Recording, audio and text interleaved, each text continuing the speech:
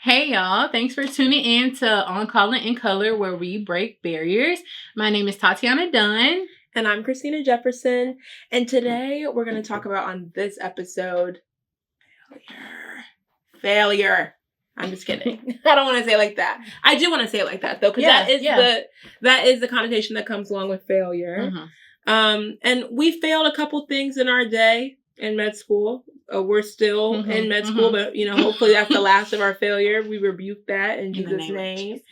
But Tati, have you ever failed, and what was your experience failing? It's just funny her asking me, have you ever failed? Girl, yeah, I've cried in Christina's arms before. No, I have failed a couple of times. Well, a few times, because couple means two. Mm-hmm. I failed a few times in medical school, and hearing about like somebody failing, like nobody ever talks about this. Like it's hard to talk about. When people talk about it, they say, "I failed one time." Mm-hmm. Oh my God, This is how I got my life back together. I never failed again. No, I failed multiple times. I failed a few tests. Different reasons, maybe each time, but maybe then again, sometimes you just fail. So we have a pass-fail curriculum. So luckily, I was able to retake the test and stuff and be okay. But I remember the first time I failed, I actually was we were getting into the weeds in medical school. I was on a high because I was passing. I was like, oh, I'm doing great. I got this. I think I got too comfortable in having this, right? And so when I took the test the night before, I had this unsteady feeling. And I feel like every time I failed the night before, I've had that feeling.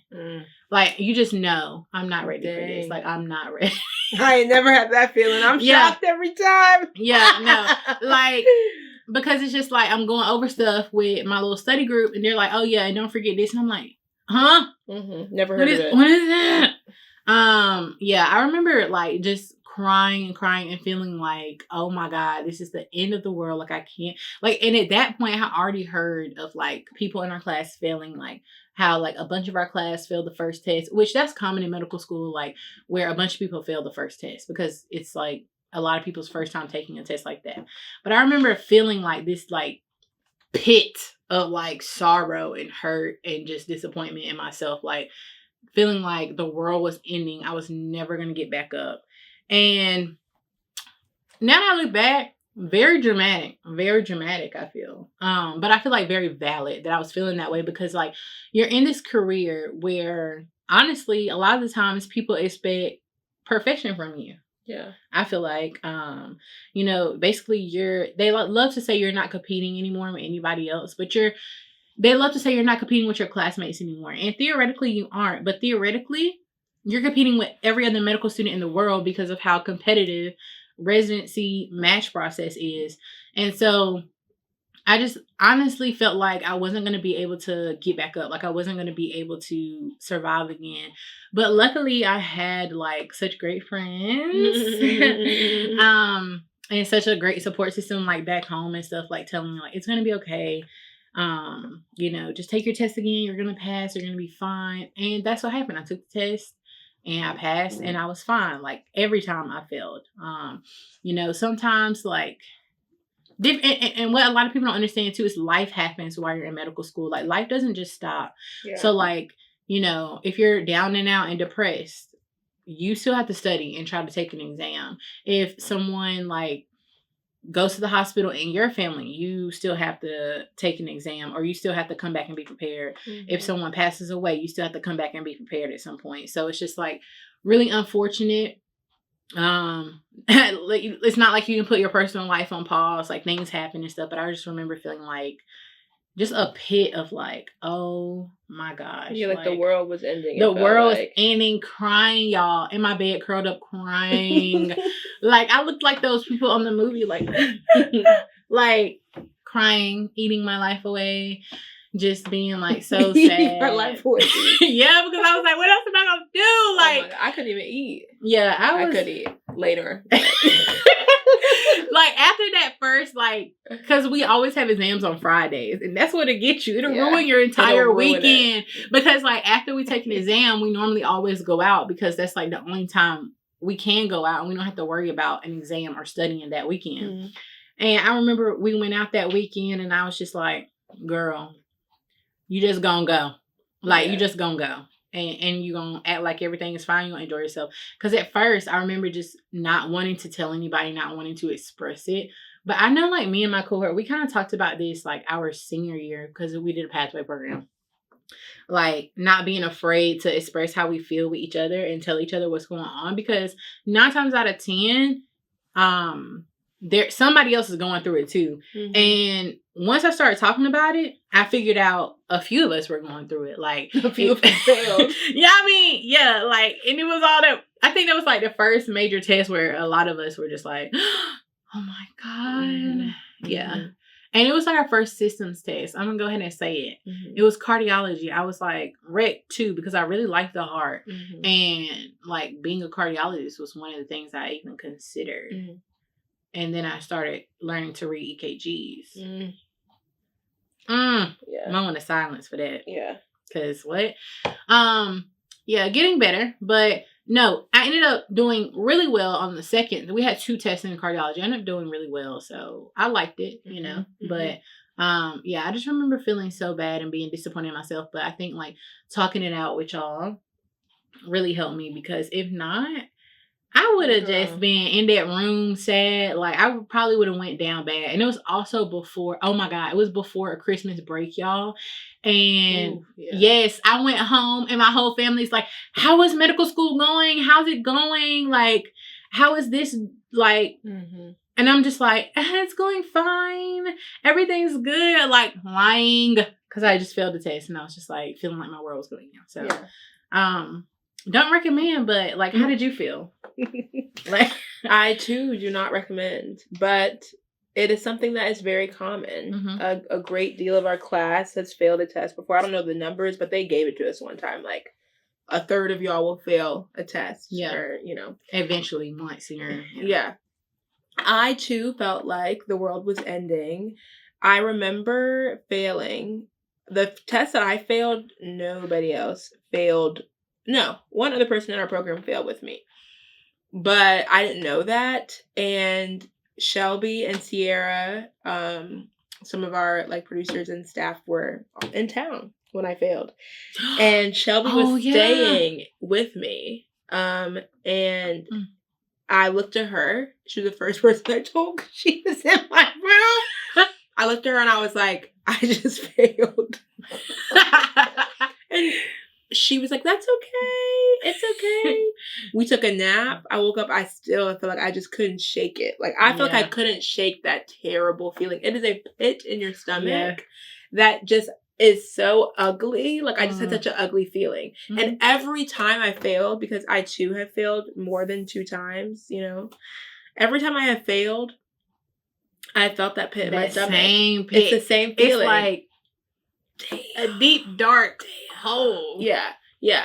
Like, and I can, honestly, I shake it off within the day, which I think is great. Yeah. Because I still went out that weekend. Our friends were in town. Like, we still went to brunch. I still had a great time, you know.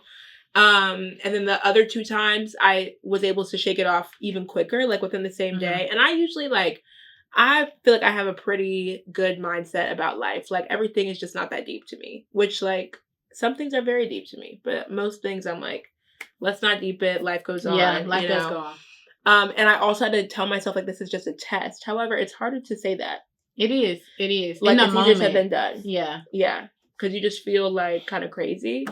But yeah, I felt terrible. And also every single test I have failed by 1 question. Oh my gosh. Yes. That worst. Yeah. That has worse. Been like, I would rather have gotten a freaking 30 than get now 1. She pointed at me. I didn't get a 30. I did not get a 30. I didn't mean to got a freaking 30. I did not get a 30. I too have failed by 1 point multiple times. The worst I failed by had to been like 10 points maybe. Okay. Yeah. I would have rather. By 10? Yeah. Yeah, because I will say it does feel worse. Yeah. Failing by 1 point. Yeah, because you're almost there. A lot of times it's because, questions are dropped out. Yeah. And then you end up finding out, dang, I actually got those right. Yeah. And sometimes you didn't get them right. And you're kind of grateful. But you would fail regardless. Yeah. You know what I mean? But it just hurts failing more by 1 point. Definitely. So with the support of my family and friends, I was able to get through it. But, my parents are not medical students, nor are they anywhere in the field of medicine. And when I told them that I failed, very supportive. But my dad was quite perplexed of why I failed because growing up, most med students are high achieving students. Mm-hmm. So my dad was just like, what happened? How did you fail? How did you fail then? Let's talk about it so that you don't. He was trying to be like real constructive and like, let's fix this. And I'm just like, boy, I'm not trying to talk about this right now. Like, I just got to figure it out. So, things like that, like talking to people outside of medicine, I have learned not to do because they just don't understand and they can't really comfort you. So I just have to go to my cohort. Because I don't even really like going to my classmates because the stigma of failing as a Black student, we could really unpack crazy on another day. But to fail while Black feels like there's a spotlight on you. Like, this Black person cannot handle the pressure. Mm-hmm. Okay? She's breaking barriers, but she, barely breaking them. Kind of thing. That's how I felt. You don't always want to tell your business to non-Black people because you think that they're like looking at you, or like POC in general. And I really should say underrepresented medicine because there are some POC that are not underrepresented in medicine. Facts. But like you feel like that. You feel like there's a spotlight on you to succeed, and there's also a spotlight on you when you fail. So I felt that. And even then, like, I just don't always feel like I have friends outside of our program. And I remember one of my friends, shout out Jasper, I was like on the phone with him when we checked our score. Oh, okay, yeah. And I had failed, and he was like, I failed. And he's like, are you kidding? Because nobody ever, like, some people don't know when I'm kidding or not because sometimes I lie. Yeah, you don't. I'm a liar. Yeah. But like, I lie for fun. You know what I'm saying? Like, oh, like, there's a booger up your nose, there's no booger up your nose. Like, I don't lie like that, but that's just an example. Yeah, you can trust her. Yeah. I think so. And he was like, are you lying? I'm like, no, I'm not lying. And he's like, it's okay. It's okay. Like, who cares? It's just a test. And was really just so blase about it. And I was like, you're so right. Boop, hung up on him. I could not deal with it right then. I could not deal with, like, at some point you just need to feel all of it. Just feel the despair and then move on. But right after, I can't just be like, oh, whatever. Who cares? Mm-hmm. No, I just failed 30 seconds ago, and while his heart was in the right place, that was hard for me to really deal with. But moving forward, what did you do to change your behaviors? Although we have failed multiple exams. It wasn't like it was a one and done. I feel like had to learn your lesson the hard way. Yeah, I will say, for underrepresented people in medicine, I feel like it's just a different kind of learning curve that you have to go through, especially like first year of med school, because you're just, especially if you're a first gen, you don't have anybody to ask. And like Christina, well, a little different from Christina, actually. My mom is a nurse, so she's been through nursing school or whatever, but she would try to.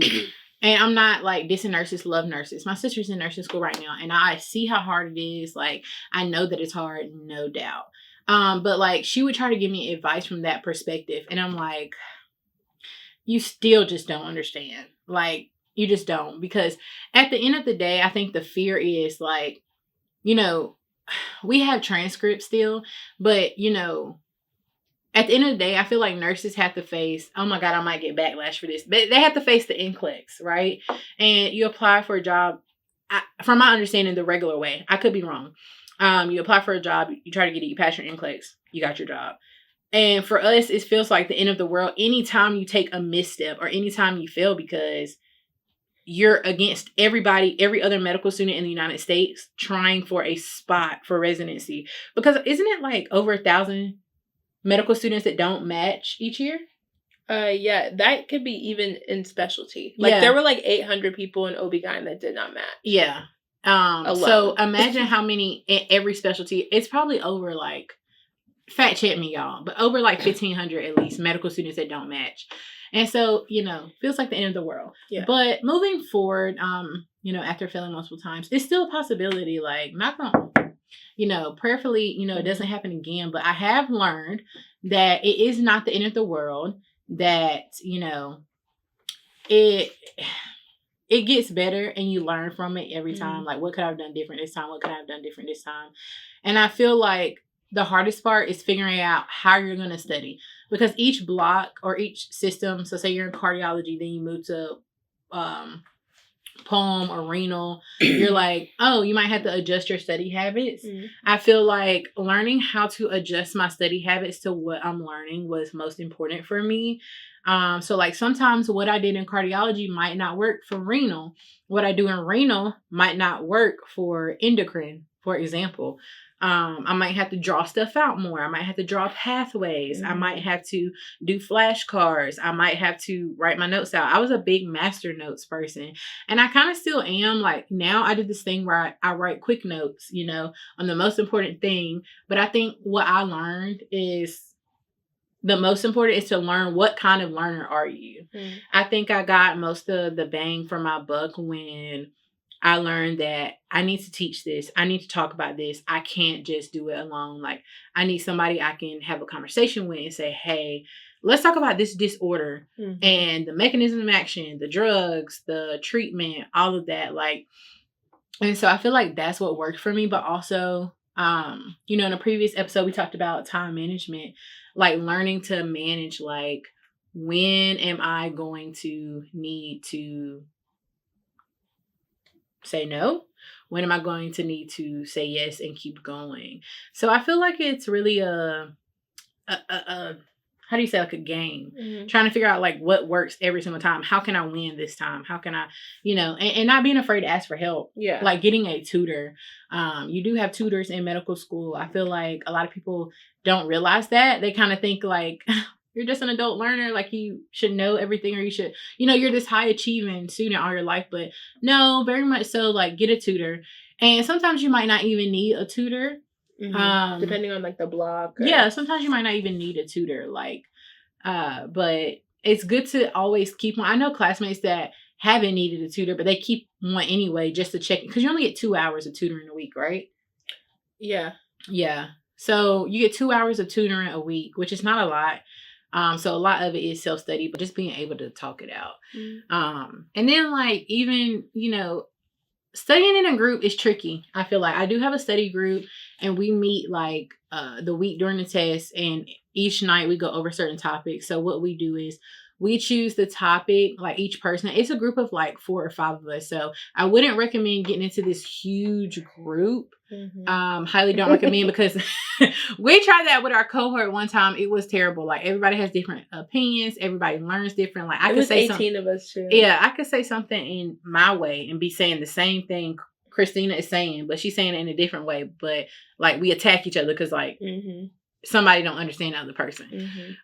So I have a good little small study group where it's like 5 of us, and a way we avoid that too is what we do is we take whatever topic I feel like I'm weakest in. So if I'm doing like diabetes, for example, I feel like I'm so weak in diabetes. I do not understand anything about diabetes. I'm going to take that topic and I'm going to teach it from beginning to end. What happens in diabetes? Like, how do you get it?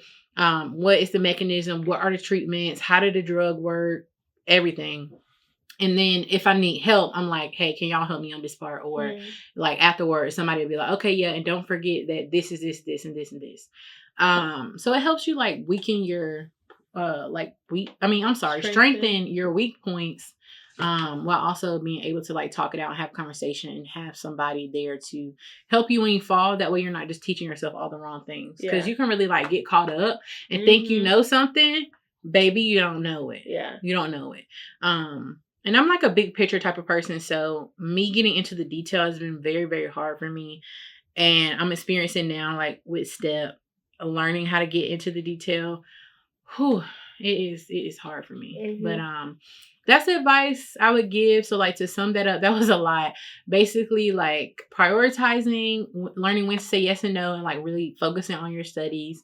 Getting a tutor, being able to talk it out, learning your learning style, so how you learn, and utilizing it to the best of the ability, and being able to be diverse and changing up how you study for each block, as well as getting a tutor. I don't know if I already said that, but yeah, maybe finding a little small study group. Yeah. But Chrissy, what is your advice? I echo a lot of the sentiments that Tati said. I feel like my biggest problem is I will like learn something just to like say that I've learned it. I don't always necessarily understand. And I also am somebody that to like know things, I feel like I need to know everything about them. Like I don't want to just know like, oh, if somebody has diabetes, I'll use diabetes. If somebody has diabetes, then like they need insulin. Like that's just what I'm going to memorize. I want to know like, why do they need insulin? How does insulin work? Like, and you should know all these things. Yeah. But a lot of our classmates will kind of just learn like the buzzwords. And that is also what I was doing. Like maybe before I failed, like I would kind of learn like buzzwords. Or I would spend too much time, like the other extreme, where I would try to know everything about everything, and there's just not enough time to know everything about everything. There's too much stuff to learn. So when I had failed the first test, I passed the test in between, and then I failed one, like the one right after. So it was like fail, pass, fail. And what I realized in that block was that I was just getting into the weeds of things, and I shouldn't have, and I was confusing myself. So I too will have a study group. We don't meet throughout the week. We literally will only like meet the morning before the test. Yes. Yeah. That's insane. So our test is at 10. We are in myself or Annie's room, like whoever's is more clean during a test week, which is, yeah. But usually mine, and we'll go at 7 a.m., 7:30 if we stayed up real late studying, and just go through and be like, tell me about this. What do you know about this? It's like a rapid fire kind of thing. I will say it can be very anxiety-ridden experience, because if you don't know it, the test is in a couple hours. I'm saying, that's crazy. But we go in knowing that we probably should know it, And if you don't know it, then somebody's going to be like, it's this. It's never going to, it never is to a place where it's like, how does this process work? And you're like, wait, I don't even know about that process. It's like, what's the drug for this? And you don't know, but that's fine, because that's something you can just memorize real quick. That's the things that we don't know that morning. Okay. My roommate is Annie. She is on one of our episodes along with Justin. Annie and I think differently when we study. So there's only 3 of us in our study group. And even in the 3 of us, because sometimes numbers don't matter. Sometimes you just can't study with people. Because we're so close, it works out fine. But sometimes like we'll both be like, you're saying the same thing I'm saying. We're just not thinking of it in the same way. And that's okay. Like, we have learned that. I have studied with other people in our class, and they have tried to explain stuff to me. And they'll like, for example, for pulmonary, the lungs, there was a lot of math and physics and things like that. And I had a friend try to explain it to me on a very mathematical level. And I just wasn't thinking of it like that. I needed more conceptual, maybe like analogies, like think of it at like a balloon instead of, if X plus Y, like he was doing like math derivatives. Yeah. And I realized like, I couldn't study with him. If I feel like, I didn't think he was condescending, but if I feel a condescending tone. And that happens often. In the way somebody's teaching me, I'm triggered, and I can't even hear what you're saying because I'm thinking, you're so pissed. Why are you talking to me like that? Like I'm stupid, okay? So ego can get in the way of studying as well in a group. Like Tati was saying, a small group is best, but also know who is in your group and know who you can tolerate. Because sometimes I wouldn't even retain anything from the session because I was so focused on being like on showing that I knew just as much as the people in the room. Okay. And that's why I study with my cohort, because they're my family, so I don't feel the need to like prove something to them. I got a tutor after the first fail, and that was great. But when you go to a tutor, know what you want to focus on. Because if you don't, you can just sit there and look at each other like, hey, what's going on with you? Yeah. Like I've said before, I'm a people person. I used to sit with my tutor and talk about her like boy toy. Why did I do that? I don't know. We would talk for crazy. We would talk and I'd be like, so like what's going on with you and blah blah blah. Like we were like cool, and I'm still cool with her to this day. I really like her as a person. Yeah. Because they're peer mentors. Yeah. These are not like they're like these are not like professors or anything. Yeah. Yeah, these are like people who are at your school. M3, yeah, they're just like M4s. a year above you or maybe 2 years above you. They have time. Yeah. So know yourself too. And I'd loved her as a tutor. I probably should have gotten one that I was less invested in our friendship, you know. So that's another thing, like what Tati was saying, like know yourself, know how to adapt. I've never studied well in group settings. That's one reason why I do the 7 a.m. thing, because that's the only time I'm really studying in a group. I need to like figure stuff out on my own, but also I like to talk. Yeah. A lot. And I distract everybody and myself. So I know that I could not be doing group stuff. And my dad sometimes will call me and be like, I hope you're not studying in a group. And I'm like, I'm not. Yeah.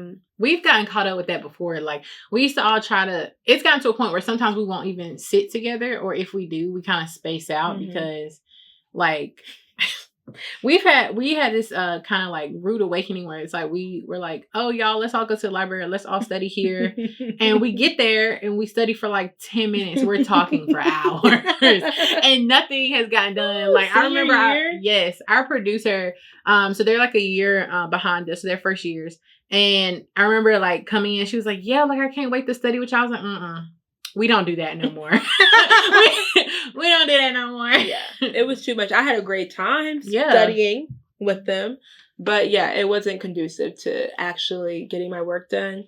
So yeah, I learned a lot about myself in those first couple years of studying. In med school, it's a completely different ball game. Know that if you are a high achieving student looking to study or to study medicine, know that the way that you study is going to change based off of the sheer amount of material, which is like a crazy amount. When they say you're drinking from a hose, they're not lying. They're not lying. And then also like the content that you're learning is just more difficult. It is. It might not be the most difficult thing you've ever done, depending on what your major was or what have you, but it's just difficult. So yeah. But yeah, I definitely am thankful for the failures. Yeah. Because it has given me the resilience and strength and fortitude to, you know, keep going. Keep going. Keep going. You got to keep pressing. Yeah. Because I mean, what else are you gonna do? What else are you going to do? You know, we're like $200,000 in debt. Yeah. So yeah, the government's got me in a chokehold right now. Like they've got me. Like, you're not leaving me until you serve this penance. Cause yeah. But you know, it's all gonna work out. And again, thankful for the journey. So thanks again for tuning into On Call and in Color, where we break barriers. We leave you with this quote. In case no one told you today, you are needed. You are stronger than you think. And you are doing great. Amen. You deserve the best and you are here for a reason. So don't give up. Bye, guys.